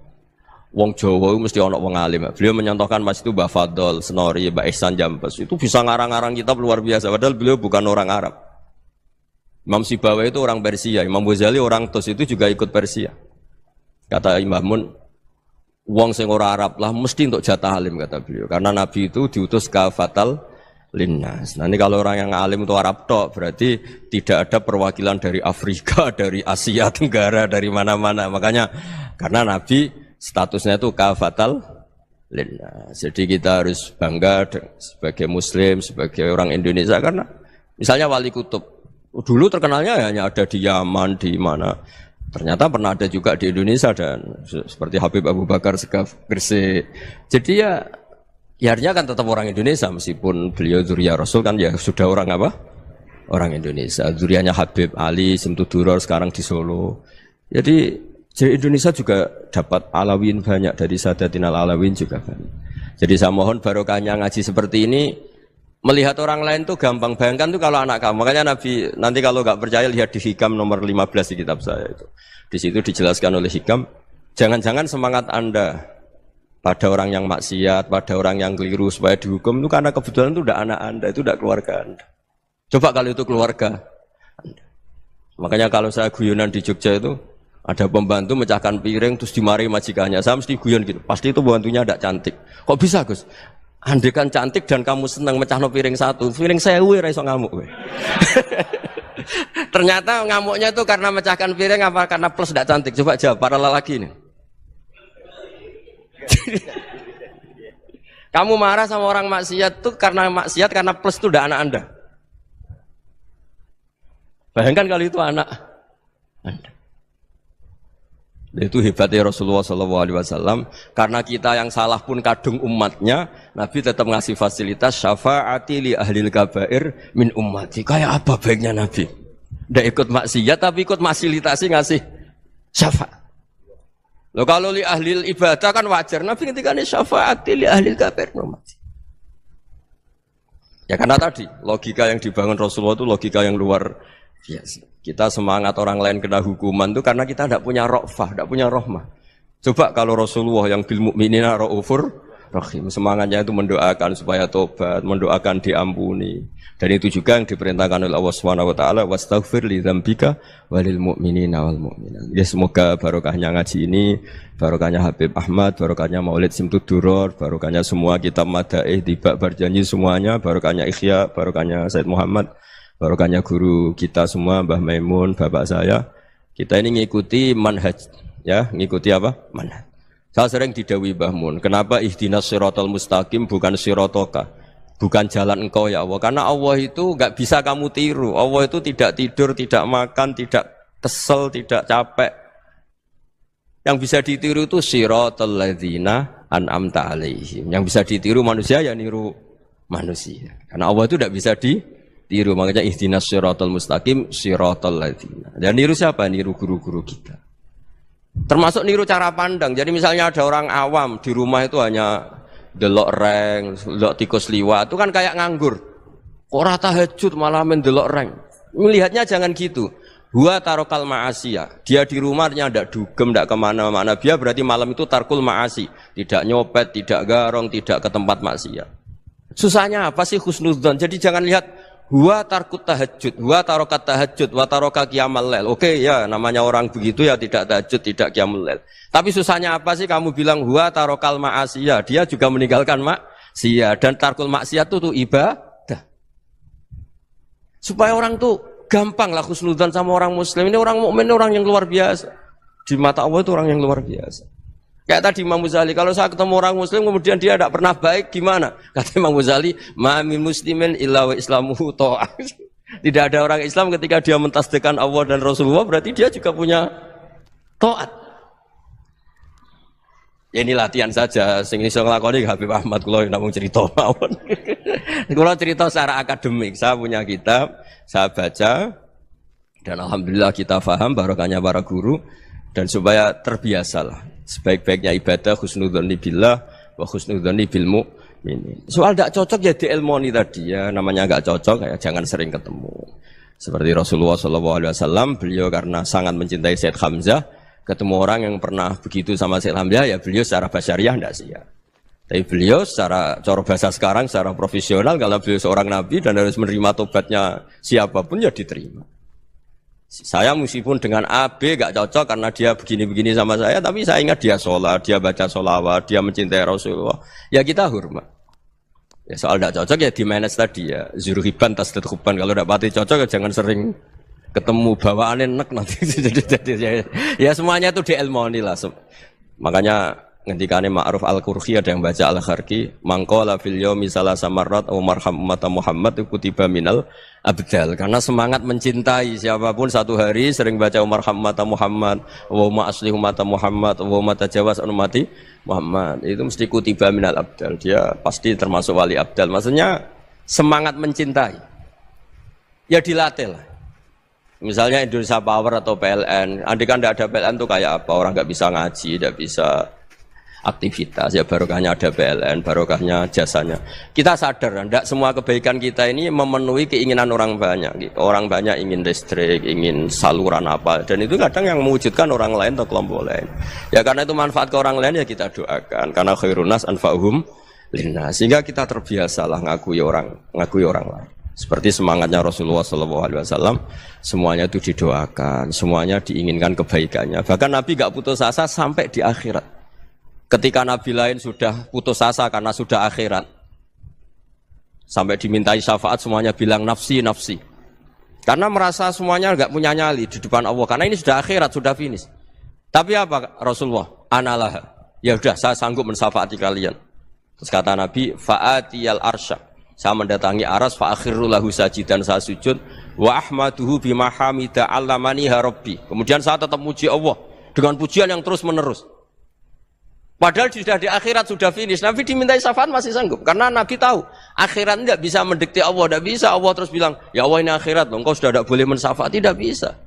Allah tidak bisa diganggu akhirat. Allah tidak boleh dibatalkan rahmannya oleh akhirat. Allah tetap Rahman Rahim abadal abad. Dan Nabi tahu itu. Makanya kata para ulama, fa Muhammadun ahmadu min ghairihi. Jadi Nabi Muhammad namanya dua, yang terkenal.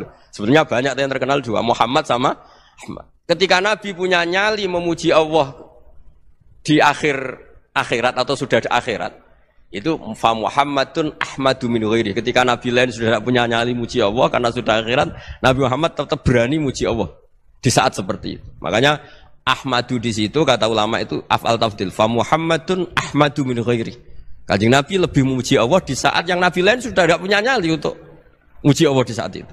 Makanya kata Nabi, fa akhiru lahu sajidan wa ahmadhu bima hamida 'allamaniha rabbi.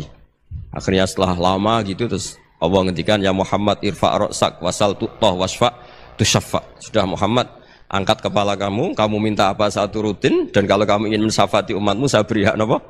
Syafaat. Semoga semangat itu juga menjadikan kita munajat bahwa rahmat Allah tidak terbatas, harapan juga tidak terbatas. Mungkin yang sedang nakal ya kita katakan sedang, jangan terus kamu pastikan wah ini mesti suul khotimah, mesti tidak orang baik.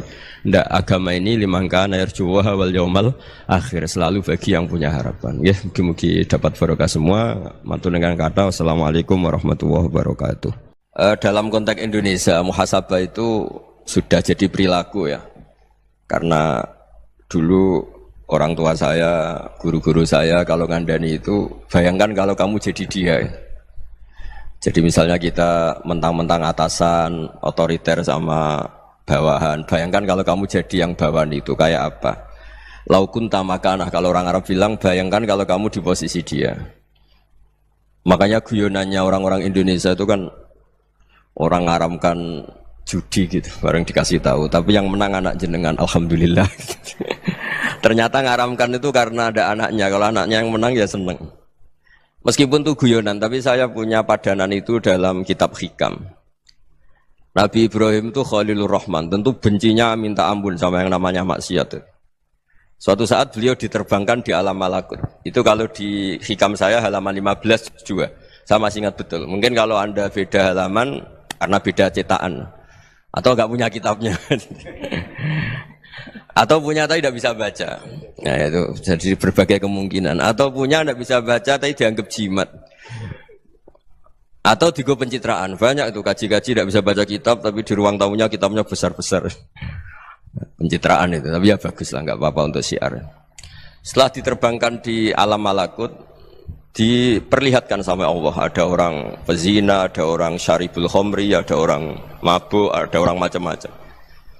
Allah tanya sama Nabi Ibrahim, bagaimana pendapat kamu Ibrahim tentang mereka yang maksiat? Kata Nabi Ibrahim, ya Allah habisi saja mereka hidup di bumi engkau, makan rezeki engkau, kemudian mereka tidak taat sama engkau. Singkat cerita di fase itu, saya ulang lagi di fase itu, Allah nurutin. Sampai sekian peristiwa, mungkin 3 atau 4. Sudah, setelah sekian tahun Nabi Ibrahim lupa peristiwa itu, kemudian beliau diminta menyembelih anaknya. Ini versi kitab Hikam. Memang versinya banyak tentang kenapa Nabi Ibrahim disuruh menyembelih anaknya. Ketika mau menyembelih anaknya, Nabi Ibrahim ragu. Huwa samratu fuadi. Anak saya ini buah hati saya, kenapa engkau suruh menyembelih? Terus kata Allah, apa kamu tidak ingat ketika kamu saya angkat di alam malakut, kemudian kamu usul bunuh-bunuh, saya ada mempertimbangkan usul Anda, tapi kenapa sekarang saya merintahkan kamu mikir gitu. Terus, ya karena ini anak saya ya Allah. Terus kata Allah, rumang samu wong sumpukon mata ini gak gawean kau sing gawe kowe enak wae usul mata ini. Jadi sebenarnya saya yang bikin kemudian Anda enak aja usul membunuh. Semenjak itu Nabi Ibrahim itu di eranya itu asfaqun nas, orang paling sayang sama manusia. Karena kadang kita keras itu ya kebetulan tuh udah anak kita, udah keluarga kita. Cara orang Jawa itu kan gitu ya, kalau ada perempuan terus macak yang macam-macam pakai sepeda motor cowok terus wah itu luput suwuk, semoga-moga gini. Tapi setelah dikasih tahu, niku ponakane jenengan, semoga-moga selamat. Jadi jangan-jangan kemarin ahli ma'asi itu kebetulan tuh udah keluarga kita. Kalau keluarga kita yang pernah salah pada kita, semangat kita mintakan maaf. Jangan-jangan kita didikte hukum sosial gitu. Jadi orang yang salah, kebetulan tuh orang yang menservis kita. Atau keluarga kita, atau orang dekat kita. Jangan-jangan semangat kita mintakan ampun. Tapi kalau sama orang lain, kebetulan musuh kita semangatnya minta itu kena adab. Nah ini yang nggak boleh dalam Islam. Islam mengajarkan, niru Rasulullah SAW, Nabi itu rahmatal lil alamin. Bahkan kemarin saya ngaji virtual sama beberapa habaib, ada Habib Ali Al-Jufri dari Mesir, ya. Ada Habib Alwi dari Kuitang, ada Habib Nabil Al-Musawa. Dari sekian habaib itu saya masih ingat diantaranya yang didawuhkan rahmatan lil alamin itu ketika Nabi adahu kaumuh, disakiti oleh kaumnya, dan itu mereka masih kafir semua. Itu mereka dapat doanya Nabi, Allahumma hdi qaumi fa innahum la ya'lamun. Kayak apa baiknya Nabi, orang yang menyakiti, yang melukai, tapi Nabi masih berdoa, Allahumma hdi qaumi fa innahum la ya'lamun. Sayyidina Umar dapat doanya Nabi itu ya khina kana kafiran, ketika masih kafir didoakan. Allahumma aizzal Islam bi Umar. Itu ketika masih kafir. Itu pelajaran bagi kita bahwa yang sedang tidak cocok pun itu berdapat doa kita. Ya doa supaya kondisi kita baik, hari tambah baik. Karena agama ini saya berkali-kali bilang limangka yarjuwa wal yaumal akhir. Agama ini diperuntukkan bagi yang selalu punya harapan pada Allah Subhanahu wa taala. Saya cerita muhasabah ini tentang hubungan kita dengan Allah. Di Indonesia itu banyak orang fasik, banyak orang nakal. Ya di mana-mana orang nakal itu ya mayoritas, wa aksaruhum fasikun. Tapi berkahnya harapan. Mungkin saya kira nakal sok benda, mungkin saya kira sholat sok ben sholat, mungkin sekarang belum sakhok, belum dermawan, suatu saat dermawan. Barokahnya itu kefasikan ini dianggap sementara. Sedang fasik, sedang tidak benar. Karena kiai-kiai kita, para guru-guru kita, para habaib utamanya itu mesti bilang semoga husnul khotimah. Nah barokahnya doa itu semoga husnul khotimah itu menjadikan satu pola sosial. Yang sedang fasik ini masih diharapkan jadi lebih baik, jadi lebih. Sehingga kita tidak ngambil sikap ekstrim, yang ingin menghabisi atau ingin mengadili, tidak. Karena selalu kita punya harapan. Dan agama ini limangkan yarjuwa wal yaumal akhir. Bayangkan itu kalau yang nakal itu anak kamu. Pasti kamu gak ingin kan langsung dapat azab, dapat apa. Padahal kita semua jadi tokoh ini abul kulli, bapak dari semuanya. Sehingga ketika Rasulullah SAW jalan-jalan kemudian melihat perempuan sedang menyalakan api. Kalau apinya mati ditiup, anaknya dijauhkan. Nanti kalau sudah jauh dari api, anaknya digendong lagi. Terus kata Rasulullah, matur ke semua sahabat, Aro'aitum anna hadih tarihatan waladaha alan nar. Apa kamu berpendapat bahwa perempuan ini akan melemparkan anaknya ke neraka? Tidak ya Rasulullah. Tidak akan seorang ibu melemparkan anaknya ke api. Terus kata Rasulullah, Allahu arhamu min hadih biwaladiha. Allah lebih rahman, lebih rahim dibanding orang tua ini kepada anaknya. Ini yang harus kita kenalkan terus, kita kampanyakan terus. Supaya orang hubungannya dengan Allah itu nyaman, asik. Sehingga dengan demikian selalu ada harapan bahwa yang sedang nakal ini suatu saat tobat. Kita tidak boleh menghukumi pasti begini, pasti gini. Itu tidak wilayah kita. Itu juga yang dicontohkan Rasulullah SAW. Secara lahir Nabi itu nggak berkenan sama Wahsy. Karena Wahsy itu salahnya salah fatal. Karena membunuh ahabban nasi ila Rasulillah. Yaitu membunuh Sayyid Hamzah. Jadi ketika Wahsy tobat, Nabi itu nerima tobatnya. Dan ketika beliau dengan basariyahnya agak siap ketemu Wahsy karena harus ingat Sayyid Hamzah, basariyahnya diturutin. Oke, kamu iman satu rutin, tapi jangan sering ketemu saya. Karena kalau ketemu kamu, saya masih ingat sama paman saya, Said Hamzah. Kita bisa ngelola seperti itu. Kita tidak cocok sama orang, bagaimanapun mereka umat Rasulullah SAW, kita tetap mencintai mereka. Misalnya kalau beda agama, mereka sama-sama orang Indonesia, kita mencintai mereka atas nama warga Indonesia. Tapi kalau misalnya potongannya ora cocok, beda kultur, bawaannya itu mangkel no coro Jawa, ya bisa diilmoni, jangan ketemu. Wong sudah tidak cocok, ingin ketemu nyari solusi. Roh ini tok seneng itu kan ya repot itu. Ya sudah kalau nggak pati cocok ya jangan sering ketemu. Dan itu kita bisa memanage seperti itu tuh bisa. Saya berkali-kali cerita tentang Imam Syafi'i. Kalau dikasih tahu ya Imam Abu Abdillah, panggilannya Imam Syafi'i, tetangga anda ini ternyata banyak yang nggak senang anda. Jawabnya beliau senang. Ya bagus kalau nggak senang saya, ndak utang saya katanya. Jadi gara-gara sampean seneng aku ngatur aku ini kan. Dan mungkin sampean rasa seneng kan ya enak. Jadi hidup itu dianggap happy. Kalau seneng ya teman silaturahim, kalau nggak seneng ya nggak bakal utang gitu. Baru kayak seneng itu nggak ganggu. Gitu. Jadi dulu itu orang bisa ngelola seneng nggak seneng itu bisa. Karena ada kearifan hubungan dengan Allah Subhanahu wa Ta'ala. Hidupnya selesai karena masyghul bi dzikrillah. Mereka sibuk dengan Allah. Makanya kata ulama-ulama tasawuf, kamu jangan melihat manusia perilakunya, tapi kamu juga harus ingat yang gerakkan semua itu Allah Subhanahu wa Ta'ala. Dengan demikian kita farah, kita senang. Makanya Nabi kalau ngutus Anas bin Malik kemudian nggak kesampaian yang diinginkan karena Anas main, ketika garwa-garwani Nabi agak tersinggung, Nabi andaikan Allah menghendaki yang saya inginkan kesampaian, pasti itu kesampaian.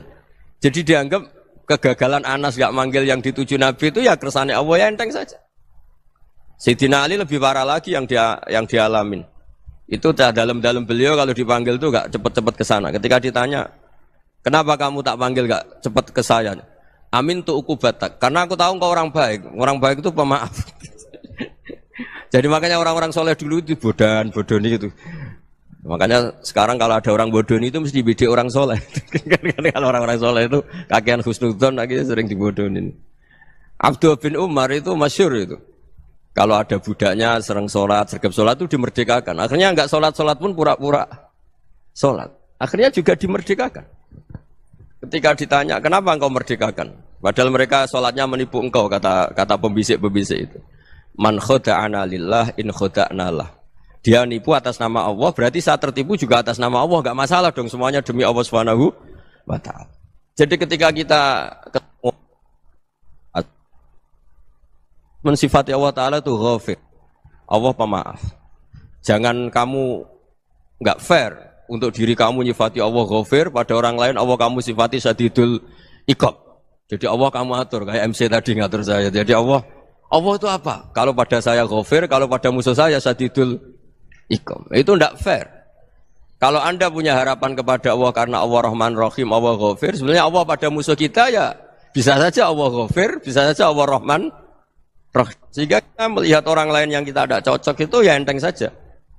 Itu min ummati Rasulillah sing tanaluhu syafa'atu, tanaluhu sa'atu rahmati, tanaluhu fair. Jangan dengan kita kayak mesti dapat rahmat, jangan orang lain kayak Allah pasti syadidul iqab. Itu tidak boleh. Sehingga ketika ada orang Badui, singkat cerita orang Badui ini kencing di masjid, semua sahabat membentak dia. Yang enggak bentak hanya Nabi tok. Saking mangkalnya orang ini karena semua sahabat bentak kecuali Nabi. Setelah dibenarin Nabi, terus Nabi nyuruh Sobbu Ali Dhanuban min ma'in. Setelah disucikan masjid itu, dia berdoa keras sekali. Allahumma arhamni wa Muhammadan wa la tarham ma'ana ahadan. Ya Allah, yang berhak dapat rahmatmu hanya saya dan Nabi Muhammad, yang lainnya jangan. Karena yang lainnya tuh jengkelin, gitu aja saya salah dimarah-marahin gitu. Jadi kalau kamu doa terbatas ya kayak orang Bedui ini, kayak orang Arabi. Apa kata Nabi? Laqad tahajjarta wasi'an. Allah yang rahmatnya luas menjadi kamu sempitkan. Karena kamu mau atur Allah hanya Rahman pada Indonesian Power, pada NU, pada kita, yang orang lain nggak perlu dapat. Itu kan kasihan Islam, karena Islam terus nggak dimiliki semua orang. Allah nggak dimiliki semua orang, Rasulullah nggak dimiliki semua orang karena dipek NU, dipek ormas tertentu, dipek nggak boleh seperti itu. Nggak boleh takhasyar tawasian kata Nabi, nggak boleh mempersempit zat yang rahmatnya itu luas. Ini semoga etika ini kita pakai di Indonesia. Yang sedang fase kita harapkan lebih baik. Yang sedang nggak dapat hidayah kita doakan dapat apa? Hidayah. Masyhur kan, makanya tadi saya mohon sama Habib Ali supaya Habib Ahmad supaya tetap mahalul qiyam, tabaruk sama Habib Ali. Di antara doa-doa di Simtud Duror masyhur itu antuqa bilal mudhniba minnah bil ghufran wal musi'ah bil ihsan. Jadi harapannya para habaib, para orang-orang baik dulu ya, semoga yang dosa itu dimaafkan, yang sedang salah dibuka, bikin lebih baik. Nabi itu tugasnya juga gitu. Wastaghfir li dzambika walil mu'minina wal mu'minat. Nabi itu tugasnya juga memintakan ampun yang sedang salah. Nah ini cobalah jadi etika kita, muhasabah kita. Jadi muhasabah itu cara berpikir kita set, kita pikir ulang. Ternyata semangatnya seorang nabi itu wastaghfir li dzambika walil mu'minun. Semangatnya itu memintakan ampun. Orang ahli tafsir tahu semua kalau nabi itu tidak mungkin dosa. Jadi itu khitabun nabi wa urida bihi ummatu, itu khitab nabi, tapi yang dimaksud itu umatnya, karena nabi tidak akan mengalami dzambun, tidak akan mengalami dosa. Sekarang enggak, kadang-kadang kita ini kalau orang lain salah itu semangat. Kalau di perusahaan ada teman salah, apalagi pimpinan salah itu seneng. Barokahnya salah bisa ganti kan gitu. Jadi kalau mungkin di dunia tokoh juga gitu, barokahnya ada tokoh salah, kita yang jadi populer sendiri, tidak boleh seperti itu. Kita harus salimus sodri di jami'il muslimin. Jadi ini harus dilatih. Saya tadi matur sama Habib Ahmad, latihan kita jadi hidup. Nabi itu kalau resep jadi wali itu kata Nabi gampang. Kata Nabi, kalau kamu ingin disenangin Allah, ya sudah. Kalau kamu asbahta, amseta, gini-gini, perasaan kamu, kata Nabi, jangan punya perasaan ghil sama orang muslimin. Itu sudah wadzalika min sunnati. Makanya Nabi ngendikan la yablughni ahadun an ahadin syai'an. Ada yang baca la yuballighni ahadun an ahadin syai'an. Seseorang jangan melaporkan ke saya tentang salahnya yang lain. Fa inni akhruju ilaikum wa ana salimus sadri. Karena saya ingin ketemu sampean semua dalam keadaan salimus sadri, tidak punya perasaan apa-apa. Karena kalau nurutin membisik, nurutin informasi itu ya repot, karena orang pasti sepihak. Ada kiai yang top, datang ke kampung-kampung ning desa-desa. Kata yang seneng itu punya akhlak. Wah itu bagus orang besar datang ke kampung-kampung. Kata yang enggak seneng, wah itu jobnya kiai kecil kok diambil, itu kan ya kasihan itu kan sudut pandang. Makanya saya sering bilang, akal kita ini cukup untuk mentasdik Rasulullah Shallallahu Alaihi Wasallam. Meskipun perasaan kita kadang orang Jawa itu beda. Saya berkali-kali bilang sama peneliti dari Jogja, kenapa sih Gus para nabi itu kok poligami istrinya banyak? Nabi Dawud katanya itu berapa? Itu Nabi Sulaiman malah jumlahnya agak terbatas ini. Nabi Muhammad itu paling sedikit. Saya tanya gini, perempuan itu orang lemah, jadi kalau nolong orang satu gimana baik? Kalau nolong orang dua ya lebih baik, ya sudah kira-kira seperti itu. Paling tidak akal kita masih tahu kalau orang baik itu kan mesti baik. Nolong orang satu baik, nolong orang dua ya lebih baik, nolong orang tiga lebih baik. Tapi kalau kamu orang nggak baik, satu saja kamu terlantarin, kamu miskinkan, kamu ya tinggal ukur kan. Kalau orang baik nambah baik, tapi kalau orang buruk tambah buruk. Nah itu akal. Akal kita bisa menganalisis kenapa sih nikah itu ada yang poligami, ada yang enggak. Ya sudah, ukur saja diri kamu. Misalnya kayak saya elek keriting, rabi terus, memperbanyak wong elek, orang perilaku netok, raine dadi elek kabeh gitu.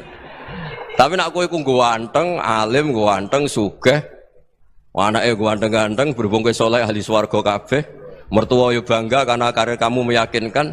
Ini mertua kamu aja enggak bangga mau nambah. Ipar enggak bangga, mertua enggak bangga, desa kamu yang kamu wayai juga enggak. Beda dengan Nabi ketika nikah Juwairiyah itu enggak ada pernikahan sebarokah Nabi dengan Juwairiyah itu. Azharu Rasulillah, di situ habis perang banyak tawanan, gara-gara jadi bisanya Nabi langsung dibebaskan semua karena Azharu Rasulillah. Sekarang bisanya Kanjeng Nabi. Dulu Abu Sufyan mangkelnya bukan main sama Nabi, gara-gara putrinya dinikah terus langsung jadi. Kalau kamu kan enggak, nikah satu, nikah lagi, satu kampung musuh kamu. Karena istri pertama cemburu, yang kedua agak bangga. Wah itu selesai itu, di dunia wal akhirah. Maksud saya, nganalisis Islam itu harus pakai akal. Dan akal yang dipakai, ini saya bawa ke kitab Ihya, adalah pikiran-pikiran para ulama. Makanya ketika Imam Ghazali ketika ditanya, fakaifa bi muslimin fasikin asawwaha fi jami'i amri. Kalau ketemu orang fasik, orang Islam tapi fasik, perilakunya enggak ada yang benar. Kata Imam Ghazali jawabnya lucu, aneh. Ma min muslimin illa wa islamuhu ta'ah. Tidak ada orang Islam kecuali dia mau Islam, membenarkan Allah dan Rasul itu sudah taatnya dia. Kok kamu tidak bisa melihat taatnya dia? Dia pikirannya kan ini pemabuk, ini tukang apa. Tapi kata Imam Ghazali, sebenarnya kamu masih bisa berpikir positif. Ma min muslimin illa wa islamuhu ta'ah. Tidak ada seseorang Islam ketika dia milih Islam itu pasti ada taatnya, yaitu tasdik pada Allah dan tasdik kepada Rasulullah sallallahu alaihi wasallam.